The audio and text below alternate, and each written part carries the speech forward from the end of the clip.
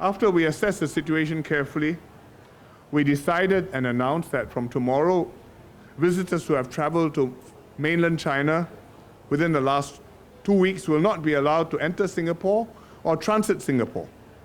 And this is so regardless of their nationality, because we want to protect ourselves from the situation which is in China, where the spread is much wider and the numbers are much bigger.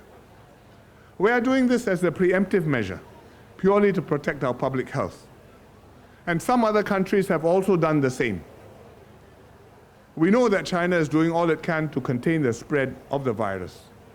They have imposed their own travel restrictions in China on their own people, including canceling all outbound tour groups and bringing back Hubei residents from overseas.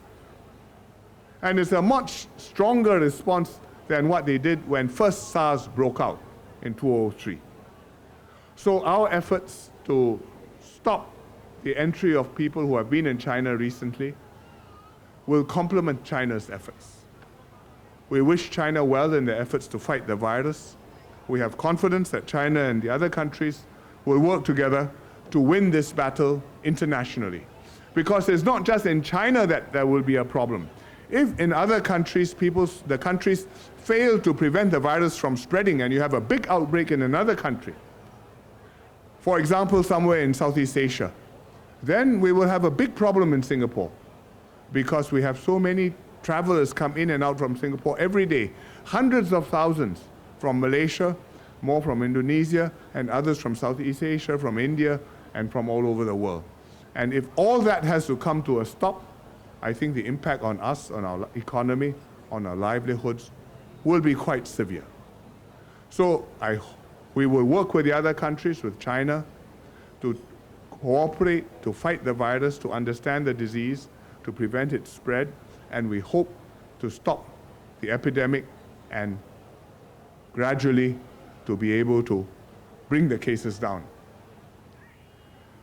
So we should see this as a public health problem, but unfortunately, because people are scared, I think in some countries we have seen not just fear of the virus, but also anti-PRC sentiments come up. Because the virus came from China, therefore there's an anti-PRC sentiment. People become afraid of and against China. And in fact, against Chinese. So as I said just now, there was a Singaporean tour group in Australia, Singaporean Chinese, and they were mistaken for PRC Chinese, and they were prevented from entering some tourist site because people were afraid. But this is not helpful at all, because the virus may have started in China, but it doesn't respect nationality or race. It doesn't check your passport before it goes into your body. And anybody can be infected. And this is a problem that all countries have to work together to solve, because otherwise, as I explained internationally, we will have a problem.